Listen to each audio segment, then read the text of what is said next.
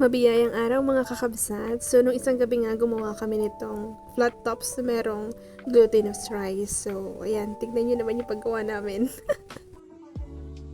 Mga 9 PM na nga ito nung nagkayayaan kami na gumawa nito kasi parang nagugutom uli kami after dinner.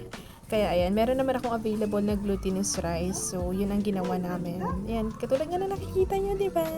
Hinaluan lang namin siya ng tubig. Pero syempre, ano lang, konti-konting tubig lang, baka kasi sumobra. And yan yung paglalapagan ng mga nabilog na namin. O, di ba? Ganyan dapat para hindi tumikit sa plato. And then after nyan, ayan, hinahalo-halo lang namin. Diba, dami-dami kamay na umawak. And syempre, hindi mawawala ang bidang flat tops dahil yan ang ipapalaman natin dyan sa hawak-hawak kong glutinous rice. Yan. Isang bilog lang iyan. Tapos ayan, ipalaman ko na. Tapos inikot-ikot ko hanggang sa mahilo yung glutinous rice. And iyan, inulit-ulit lang namin yung process hanggang sa maubos ang aming glutinous rice. O, diba? Hanggang sa mahilo silang lahat at mailagay sa kumukulong tubig.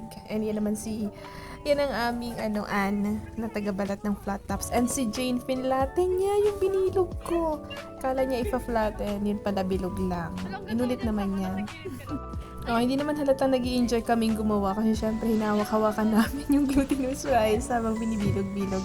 And nagpakulo na ang aming hasmina ng tubig. And after nyan, syempre, ilalagay na namin yung iba. Ay, hindi pala. So as you can see, yan na nga yung mga nabilog natin. Nakalimutan ko na kung anong tawag dyan. Actually, wala talagang tawag yata dyan. Tapos ayan, sinushoot-shoot na nila yung mga nahilong glutinous rice with flat tops.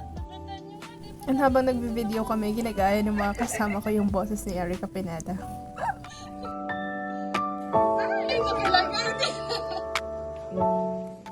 And then, nung lumutang na yung mga nahilong glutinous rice, ay inahon na rin ang kasama namin. Siyempre, ibig sabihin, luto na yun. Tapos, sobrang perfect actually ng result. As in, sobrang tamis nga lang, pero okay lang. Masarap naman. Ayan, nagtatawa na sila.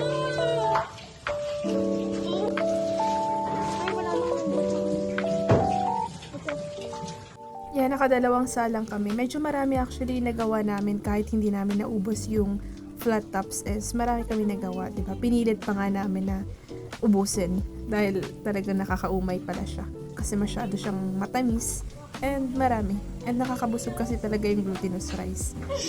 Napapanood lang namin ito sa may TikTok tapos naisip namin gawin. Kaya naman pala, di ba? Basta sama-sama ang isang buong pamilya. Wow!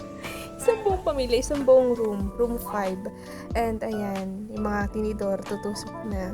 Actually, ako yung unang kumagat niyan, tapos talagang nag-melt. Ang perfect talaga ng loob niya. Kasi namin parang chocolate, talaga siya, chocolate na chocolate. And lahat natunaw.